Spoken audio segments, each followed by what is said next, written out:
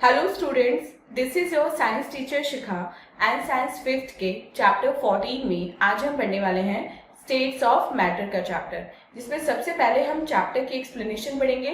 उसके बाद हम चैप्टर की एक्सरसाइज को सॉल्व करेंगे, जिससे आपको कंप्लीट चैप्टर का कॉन्सेप्ट अच्छे से समझ में आ जाए। So without wasting any more time, let's get started. So students, this is our today's chapter, chapter number 14, and the name of the chapter is States of Matter. इस chapter में हम पढ़ेंगे मैटर की डिफरेंट स्टेट्स के बारे में। तो सबसे पहले चैप्टर एट ए ग्लांस में देखते हैं आज हमें कौन कौन से टॉपिक पढ़ने हैं। Composition of matter, states of matter, solubility of substances in water, change of states of matter, expansion and contraction, and physical and chemical changes. ये सारे टॉपिक आज हम अपने इस चैप्टर में कवर करेंगे।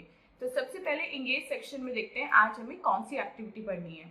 Unscramble the letters, identify the process that name the changes of state of matter. अब यहाँ पे आपको 4 प्रोसेस के नाम दिए गए, लेकिन जो नेम्स हैं वो जबर्ड फॉर्म में। आपको क्या करना है, इनको आपको एक सीक्वेंस में लिख के देन उनके नेम लिखने हैं। Like first one should be melting,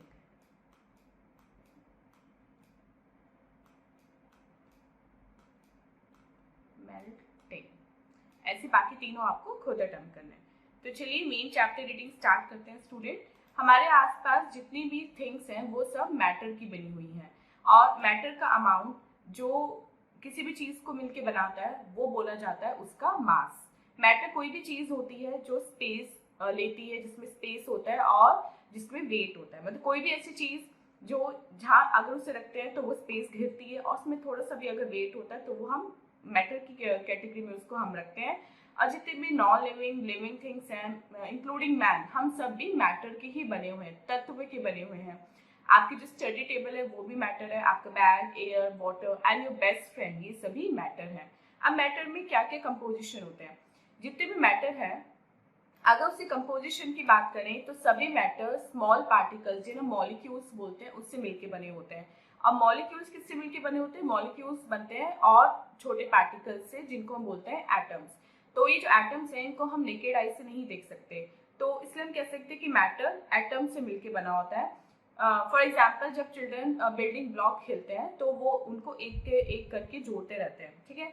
लेकिन अगर जो उनका बेस है, जो बेसिक ब्लॉक्स हैं, अगर वो हल्का सा भी गिर जाए, मतलब अलग हो जाए उसमें से पूरे स्ट्रक्चर से, तो पूरा स्ट्रक्चर क्या हो जाता है, पूरा स्ट्रक्चर कोलैप्स हो जाता है, पूरा स्ट्रक्चर ढह जाता है। ऐसे ही जो बिल्डिंग्स हैं वो एक एक ब्लॉक जो ब्रिक्स होती हैं उनसे मिलकर बनी होती है। ऐसे हमारी बॉडी भी एटम्स और मॉलिक्यूल्स की बनी होती है।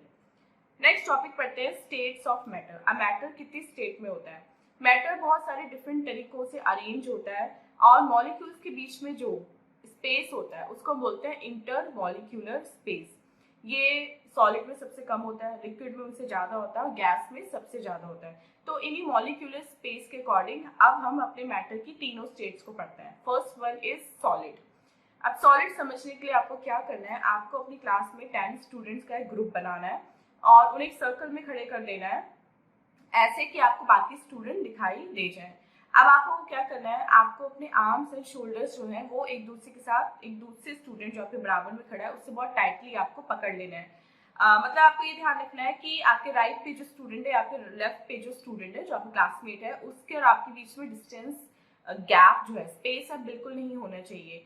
अब उसके बाद आपको क्या करना है, जब आप इसको टाइटली हेल्ड कर लेंगे दूसरे को, तो आपको अब क्या करना है, अब आपको ये चेन जो है जो आपने बनाई है उसको ब्रेक करने की कोशिश करनी है। अब आप क्या ऑब्जर्व करेंगे, सॉलिड में जो मॉलिक्यूल्स हैं वो बहुत टाइटली हेल्ड होते हैं एक दूसरे से, इसलिए उनको ब्रेक करना, उनको दूर करना काफी मुश्किल होता है। वो एक जगह पे वाइब्रेट तो कर सकते हैं लेकिन दूर नहीं जा सकते, क्योंकि उनके बीच में कोई स्पेस नहीं होता। इसलिए सॉलिड की एक फिक्स शेप होती है और एक फिक्स वॉल्यूम होता है। नेक्स्ट पढ़ते हैं लिक्विड्स। अब यही एक्टिविटी आपको फिर रिपीट करनी है। अब जब आपको क्या करना है, अब आपको आर्म्स एंड शोल्डर्स नहीं, अब आपको केवल उनका जो स्टूडेंट है आपके बराबर में आजू बाजू, उनके केवल हैंड को पकड़ना है, हाथ को पकड़ना है। अब आप क्या ऑब्जर्व करेंगे, अब आप ऑब्जर्व करेंगे कि जो आपका सर्कल था वो पहले से बड़ा हो गया है, क्योंकि अब आपने केवल हैंड पकड़ा है, आपने टाइटली उसको नहीं पकड़ा है, तो सर्कल की जो शेप थी वो भी बड़ी हो गई है एंड आप दोनों के बीच में जो डिस्टेंस था वो भी बढ़ गया है। तो लिक्विड्स में जो मॉलिक्यूल्स होते हैं वो लूजली अटैच होते हैं, लूजली बाउंड होते हैं, उनके बीच में थोड़ा थोड़ा गैप होता है, इसलिए पॉसिबल होता है कि लिक्विड के जो मॉलिक्यूल्स हैं वो डिफरेंट डायरेक्शंस में मूव कर सकते हैं, वो इजीली एक दूसरे के ऊपर स्लाइड भी हो जाता है, इसलिए लिक्विड अपनी शेप को चेंज कर लेता है जिस भी कंटेनर में उसे डाला जाए। अब पढ़ते हैं गैसेस के बारे में। अब वही एक्टिविटी आपको फिर रिपीट करनी है। इस टाइम आपको क्या करना है, आपको एक दूसरे का हाथ भी नहीं पकड़ना है, आर्म्स एंड शोल्डर भी नहीं हेल्ड करना है, आपको बस एक दूसरे के पास खड़ा हो जाना है, थोड़ा सा गैप रख के, ठीक है, मतलब खड़े होंगे थोड़ा सा गैप ऑब्वियसली आ जाएगा। अब आपको अपने और दूसरे स्टूडेंट के बीच का जो गैप है वो ऑब्जर्व करना है। अब आप अपनी जगह पे खड़े खड़े एक राउंड लेने की कोशिश करिए या मूव करने की कोशिश कीजिए, तो आप इजीली राउंड भी ले सकते हैं और मूव भी हो सकते हैं। तो ये एक्टिविटी क्या बताती है, ये एक्टिविटी बताती है कि गैसेस में जो मॉलिक्यूल्स हैं वो बहुत लूजली बाउंड होते हैं, वो एक दूसरे को पकड़ के तो रखते हैं लेकिन उनमें जो फोर्स होती है वो बहुत वीक होती है, तो वो एक दूसरे को इजीली छोड़ देते हैं, उनके बीच में बहुत सारा स्पेस होता है, इसलिए वो फ्रीली बहुत हाई स्पीड से मूव करते हैं और गैसेस कोई भी शेप ले लेती है। तो हमारा जो एटमॉस्फेयर है वो भी बहुत सारी गैसेस का मिलकर बना है, जैसे nitrogen, oxygen, carbon dioxide. Oxygen, carbon dioxide जो है वो 2 इंपॉर्टेंट गैसेस है जो हमारी सर्वाइवल के लिए इंपॉर्टेंट है। अर्थ पे अगर हम जिंदा है तो हम केवल oxygen and carbon dioxide main gases है, बाकी गैसेस भी हेल्पफुल है, लेकिन ये दोनों मेन गैसेस है फॉर अवर सर्वाइवल। नेक्स्ट पढ़ते हैं solubility of substances in water. Water में जो सब्सटेंसेस है उनकी सॉल्युबिलिटी क्या होती है। Solubility of a substance is its property to dissolve in some other substance to form a mixture of uniform nature. Water की solubility क्या होती है, किसी भी substance की solubility क्या होती है, अगर आप उसे किसी दूसरे substance में dissolve करें तो एक नया solution बनाए, ये होती है solubility। तो वो substance जो दूसरे substance में जाके घुल जाता है, dissolve हो जाता है, उसको हम बोलते हैं solute, उसको बोला जाता है solute। और वो substance जिसमें वो घुला है वो होता है सॉल्वेंट और जो उनका मिक्सचर होता है वो होता है सोल्यूशन। अब वाटर जो है वो एक बहुत अच्छा सॉल्वेंट है, मतलब इसमें मोस्ट ऑफ द सब्सटेंसेस जो है वो डिसॉल्व हो जाते हैं, इसलिए वाटर को यूनिवर्सल सॉल्वेंट भी बोला जाता है। तो पहला टॉपिक पढ़ते हैं solubility of solid in water. सबसे कॉमन एग्जाम्पल है सॉल्ट एंड शुगर का, लेकिन सारे सॉलिड वाटर में डिसॉल्व नहीं होते। सैंड पार्टिकल या चॉक पाउडर जो होता है वो वाटर में डिसॉल्व नहीं होता, वो कंटेनर के नीचे बैठ जाता है और वाटर ऊपर रह जाता है क्योंकि वो डिसॉल्व नहीं होते। Next solubility of liquid in water. बहुत सारे लिक्विड ऐसे हैं जो वाटर में डिसॉल्व हो जाते हैं, लाइक अगर हम फ्यू ड्रॉप्स इंक लें और वाटर में डालें तो इंक वाटर में डिसॉल्व हो जाएगी, लेकिन कुछ ऐसे हैं जो वाटर में डिसॉल्व नहीं होते, जैसे पेट्रोल, केरोसिन, ऑयल, बटर, ये वाटर में डिसॉल्व नहीं होते हैं। Solubility of gases in water.